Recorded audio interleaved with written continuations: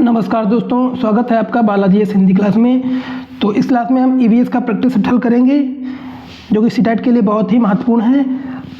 इसके पहले कई प्रैक्टिस सेट मैं दे चुका हूँ, अगर आप लोग ना देखे हो तो प्लेलिस्ट में जाकर के देख सकते हैं। तो चलिए प्रारंभ करते हैं। पहला है कौन जीवी कारक नहीं है। तो कौन सा इसमें जीवी कारक दोस्तों नहीं है? पेड़ पौधे, जंतु, सूक्ष्म जीव। तो आपका ये सारे जीवी कारक हैं, लेकिन आपका प्रस्तर जो है ये आपका जीवी कारक नहीं है। तो ऑप्शन नंबर आपका दोस्तों डी सही हो जाएगा। अगला क्वेश्चन है निम्नलिखित में से कौन सा पर्यावरण अध्ययन का घटक नहीं है। तो पर्यावरण अध्ययन का घटक कौन सा इसमें नहीं है?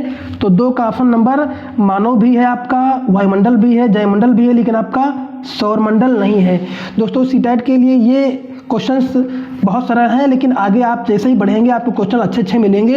ये कुछ क्वेश्चंस नॉर्मल होते ही हैं, ऐसा नहीं सारे क्वेश्चंस में बहुत ही बड़े होते हैं, लेकिन कुछ क्वेश्चंस आपके नॉर्मल भी होते हैं। तो इसी प्रकार से मैं नॉर्मल और बड़े क्वेश्चंस दोनों करवाऊंगा। जो टिपिकली क्वेश्चन होंगे वो भी करवाऊंगा, प्लस जो है ये नॉर्मल क्वेश्चन भी आते हैं। एक कम से कम 15 से ज़्यादा नहीं, 8 से 8 क्वेश्चन, 5 से 7 क्वेश्चन तो आपके जो होते हैं नॉर्मल ही आते हैं, जो बिल्कुल हल्के होते हैं। तो चलिए प्रारंभ कर। अगला है दोस्तों पर्यावरण के अंतर्गत आते हैं। तो पर्यावरण के अंतर्गत क्या आता है? तो 3 का ऑप्शन नंबर दोस्तों सही हो जाएगा।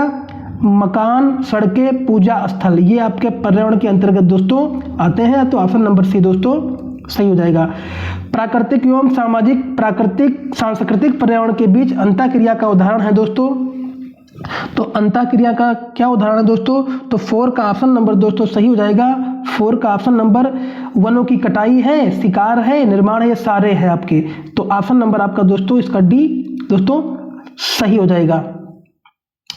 अगला क्वेश्चन, प्राकृतिक पर्यावरण के प्रमुख घटक हैं। कौन है प्राकृतिक पर्यावरण के प्रमुख घटक? सभी जीव, भू आकृति, या कारक, या जलजीवी कारक, या सभी।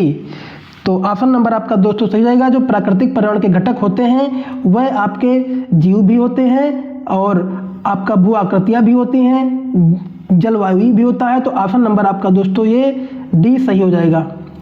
चलिए अगला है पर्यावरण अध्ययन की प्रकृति निम्नलिखित में समर्थन नहीं करती है। किसका समर्थन नहीं करती है? कि बच्चे कम गलतियां करें, या बच्चों को करके सीखने का अवसर मिले, या बच्चे बहुत से प्रश्न पूछें, या बच्चों को खोज करने के लिए पर्याप्त स्थान मिले। तो 6 का ऑप्शन नंबर दोस्तों सही हो जाएगा कि पर्यावरण अध्ययन की प्रकृति में निम्नलिखित में समर्थन करते हैं कि बच्चे कम गलतियाँ करें। क्या है? 6 का ऑप्शन नंबर सही हो जाएगा कि बच्चे कम गलतियाँ करें। इससे जो है समर्थन मिलता है बच्चों को। अक्सर क्लास में यही प्रयास रहना चाहिए कि बच्चे सीखने में गलतियां कम करें, इससे जो है सीखना अच्छी प्रकार से हो सके। तो ऑप्शन नंबर आपका दोस्तों ए सही हो जाएगा। अगला है निम्नलिखित कथनों में से कौन सा प्राथमिक स्तर पर पर्यावरण अध्ययन पढ़ाने का उद्देश्य नहीं है। तो दोस्तों उद्देश्य कौन सा नहीं है? तो इसमें जो ऑप्शन नंबर आपका दोस्तों 7 का सही हो जाएगा, जो कि उद्देश्य नहीं है कि बच्चों पर आकलन के लिए शब्दावली और परिभाषाओं को बोझ डालना। क्लास में किसी बच्चे के ऊपर शब्दावली और परिभाषाओं का बोझ नहीं डालना चाहिए। उनको स्वतंत्रतापूर्वक पढ़ाना चाहिए और आसान भाषा में पढ़ाना चाहिए, जहाँ तक हो सके प्रैक्टिकली भाषा में उनको बताना चाहिए। क्योंकि प्राकृतिक व सामाजिक वातावरण के बारे में उत्सुकता जगाना भी चाहिए, बच्चों में उत्सुकता जरूर जगाना चाहिए। अगला है बच्चों को खोजने की प्रक्रियाओं में लगाना एवं व्यवहारिक क्रियाएं करवाना, जो संज्ञानात्मक और मन संचालन कौशलों के विकास में सहायता, ये भी सही है। और जीवन और पर्यावरण के सरोकार रखने वाले मूल्यों को आत्मसात करना, ये सही है। लेकिन इसमें आपका पूछ रहा है कि पढ़ाने का उद्देश्य नहीं होना चाहिए। इन सब पे शिक्षक को जोर लगाना चाहिए, लेकिन बच्चों पर आकलन के लिए शब्दावली और परिभाषाओं का बोझ नहीं डालना चाहिए। तो यही आपका ऑप्शन नंबर दोस्तों सही हो जाएगा। चलिए अगला है निम्नलिखित में से कौन सा प्राथमिक विद्यालय में पर्यावरण अध्ययन पढ़ाने का उद्देश्य निरूपित है। तो कौन सा उद्देश्य निरूपित है? तो ऑप्शन नंबर दोस्तों क्या इसमें सही जाएगा?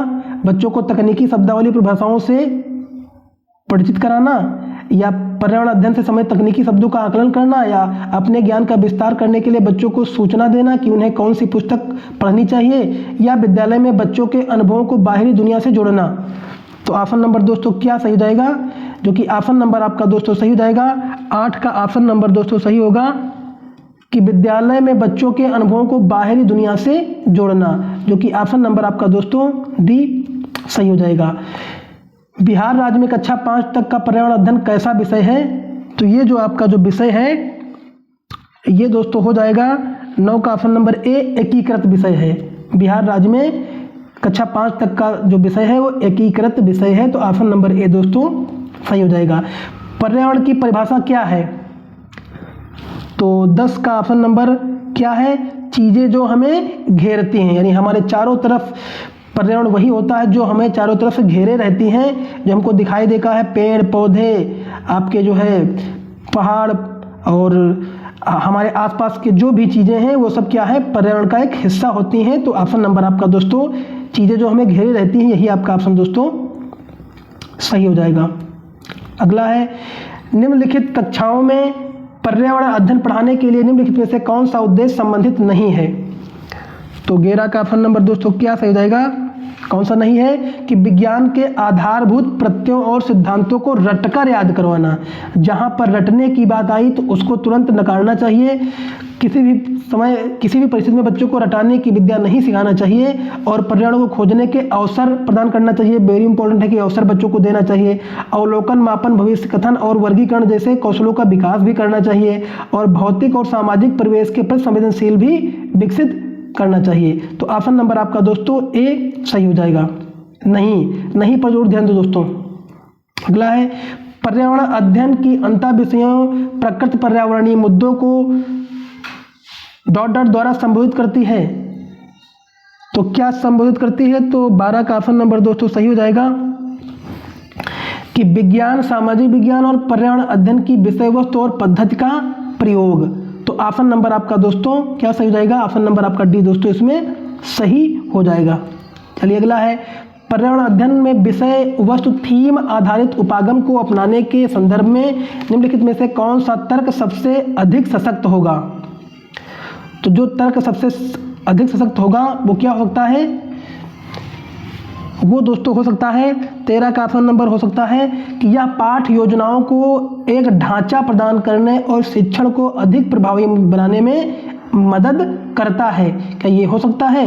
या शिक्षण को अधिक रोचक और गतिविधि आधारित बनाने में मदद करता है, या अवधारणाओं, मुद्दों और कौशलों के बृहद विस्तार को सम्मिलित करने में मदद करता है, या विषय सीमाओं को नरम सौम्य बनाने और संपूर्णता में विज्ञान को ज्ञान प्राप्त करने में मदद करता है। तो सबसे सटीक जो उत्तर बैठ रहा है कि विषय वस्तु आधारित उपागम को अपनाने में समर्थन कौन सा तर्क करता है? तो आपका पहला ऑप्शन जो सही है कि यह पाठ योजनाओं को एक ढांचा प्रदान करने में और शिक्षण को अधिक प्रभावी बनाने में मदद करता है, जो कि ऑप्शन नंबर आपका दोस्तों ए सही हो जाएगा। चलिए, पर्यावरण अध्ययन पाठ्य पुस्तक की विषय वस्तु में क्या है? परिभाषाओं और व्याख्यानों को दूर रखना चाहिए, रटकर सीखने को हतोत्साहित करना चाहिए, बच्चों को प्रश्न करने और खोजने का मौका मिलना चाहिए, बच्चों को केवल लिखित जानकारी दी जानी चाहिए। सही विकल्प चुनिए। तो दोस्तों सही विकल्प क्या हो सकता है?